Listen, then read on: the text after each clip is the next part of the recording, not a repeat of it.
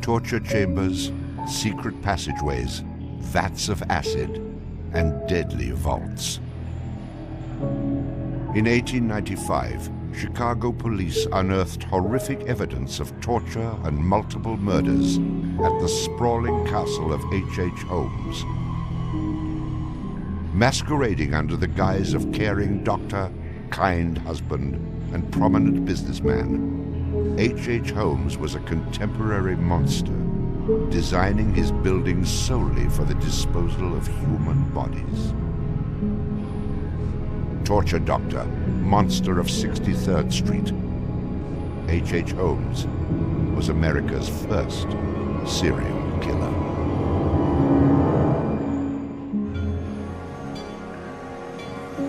Just south of Chicago, the suburb of Englewood was thriving with commerce. The train station itself had 9 leading lines of railway and over 100 trains stopping there every day. No other suburb of Chicago had this luxury. Dr. Henry Howard Holmes, a pleasure to meet you. Arriving in Chicago, Holmes finds work immediately at the E.S. Holton drugstore, located at the southeast corner of 63rd and Wallace in Englewood. Several months later, Everett Holton dies of supposed natural causes. Then Claire Holton, his wife, disappears after selling the drugstore to Holmes. Owning the drugstore, Holmes had a steady flow of cash.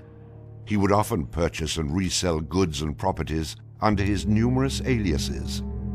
In addition to scamming creditors, Holmes obtained his funds from other phony inventions, such as a mineral water elixir, which in reality was obtained from the city's water supply. 1888, Holmes secures a lease on the vacant property across the street from the drugstore, the southwest corner of 63rd and Wallace. It is here that Holmes will make his horrific dreams come true. He will construct a building for which the entire world will remember him. Fantasies start very young, and so what he did then was he took a step furtherance of his fantasies to make it reality.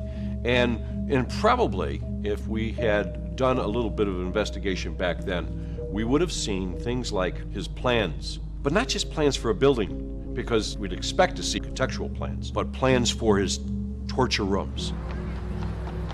For the suburb of Englewood, the building Holmes is erecting at 63rd and Wallace is a massive construction project. Day after day, passers-by stop to gaze at the spectacle of the many laborers working together to create a magnificent new edifice in their neighborhood. Englewood residents were so impressed with the massive building that they named it the Castle. From its outward appearance, but like the duality of Holmes, the and interior of the building were extremely different. Holmes himself was the architect of the building. He was the only one who knew its design. There was this constant turnover of workers on the building. He would hire a mason to put in a wall and then fire the guy, or hire somebody to put in part of a staircase and then fire him. And there seemed to be several very sinister reasons behind that. One was he managed not to pay a lot of these people because he was always claiming that they were doing incompetent work. But the other, much more insidious reason was that no one except him really had a clear idea of what the structure of the interior of the house was. He had a huge bank vault installed in one of the rooms. And the way he did it was he put the vault in first while the building was under construction, and then built the room around it. And he bought this thing on credit and then refused to pay for it. The bank company said they were going to repossess the vault. Holmes said, well, come on in and do, but if you damage my building in any way, I'm going to sue you for everything you're worth. The bottom floor of the castle housed a pharmacy, jewelry store, barber shop, restaurant, and a blacksmith shop. Behind this innocent facade was a Gothic house of horrors designed by the mind of a monster.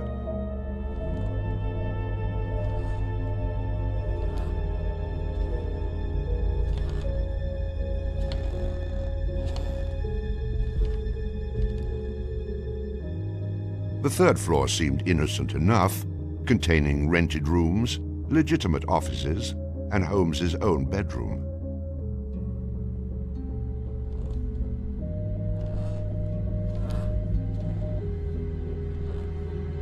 But it was the second floor that contained 35 rooms, many specifically designed as killing chambers.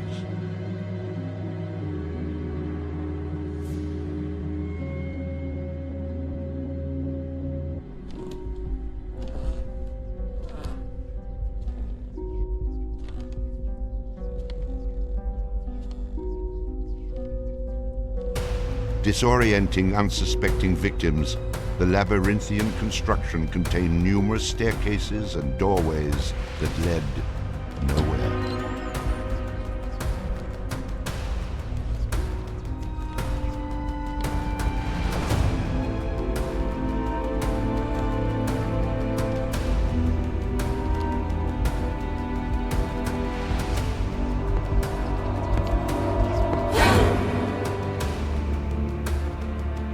For a quick method of hiding a victim's body, a concealed greased chute and trapdoor led directly into the basement of the castle.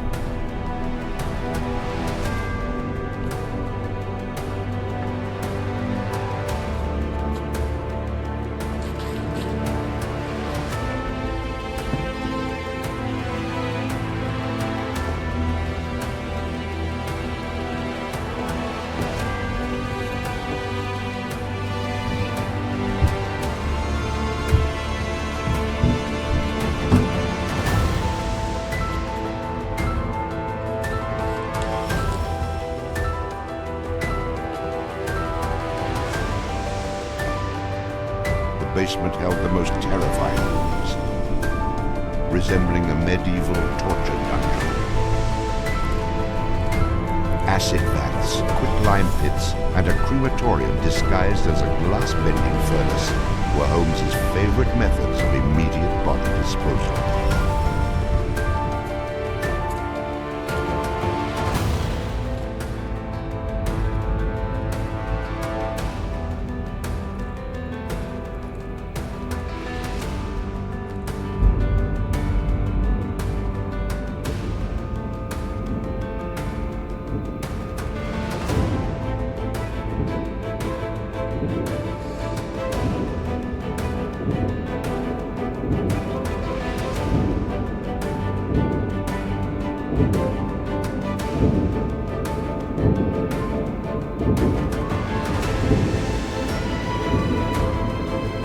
After cleaning and mounting their bones, Holmes would profit from his victims by selling their skeletons to local medical schools and universities.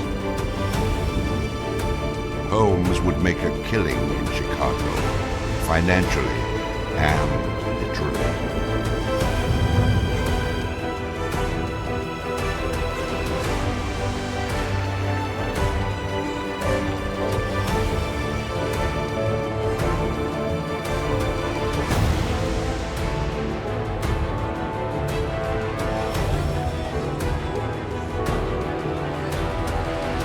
May 1st, 1893, the World's Columbian Exposition is open to the public in Chicago.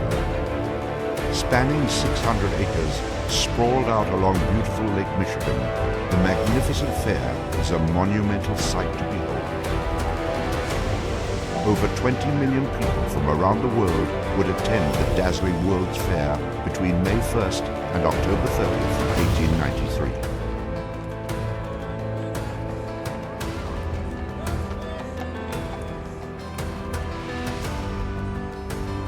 Holmes utilizes the World's Fair as the perfect opportunity to capitalize on his demented design of the castle. Located only a few miles from the World's Fair, Holmes's castle was perfect lodging for tourists. Holmes decides to rent rooms to visitors of the fair. He entirely renovates the upper floors of the castle, bringing in the most modern furnishings and luxuries, all purchased on credit, which Holmes had no intention of repaying. In addition to placing newspaper ads for rooms to rent, Holmes visited the fair with several of Benjamin Peitzel's children, preying on elderly women who flaunted their wealth, making sure he invited them back to the castle for a warm night's stay in a soft bed.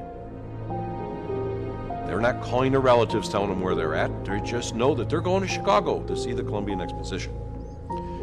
Perfect victims, because they're unknown in the city. Their relatives, wherever they came from, know that they were coming to Chicago, and they never came back. How do you start to find them? They don't even know where they stayed.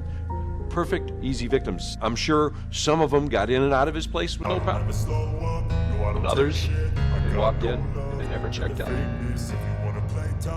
Some of the rooms have been completely asbestos. Hidden in Holmes's office was a master control panel which connected to gas lines leading into airtight sleeping cages. Holmes would lead his victims into the rooms, lock them in, and turn on the gas. Everything I do so instinctive and so passionate. Every word I move so descriptive like an adjective. While I got a watching their vendetta demise. against people who patented being negative when you should be getting after it. I got facts over tracks, this and that, spitting slow, spitting fast, I could roast, I could gas, think I'm okay at last, but I don't know if that can At erase the all the height past of the and World's the Fair, pettiness. Holmes masterfully juggles his castle businesses, renting rooms, dodging predators, selling skeletons, and attending to the needs of many women. This ain't no humble brag. I want you to hear words, you can say them back. I want you to feel free from the chains at last, and to believe in what you got, it was built to last. Yeah. Whose parents and friends were holding to work, the thought of being there seduced. I had done much to really help them in economics. Being a person of attractive young doctor and businessman, Holmes won the hearts of many women. At one point, Holmes managed to secretly have 3 wives, but never known. In 1890, Julia Clark became Holmes's employee and mistress, living at the castle with her daughter. When she became pregnant and demanded marriage, Holmes agreed on the condition that she allowed him to perform an order. Neither Julia nor her daughter ever seen. Just a week later, Holmes sold a clean, upgraded skeleton to the Hahnemann Medical College for nearly $200. In 1892, Holmes acquired another mistress, Emmeline Cigrand, and employed her as private secretary. Holmes sent Emmeline into the vault to retrieve some papers and sealed it, suffocating her to death.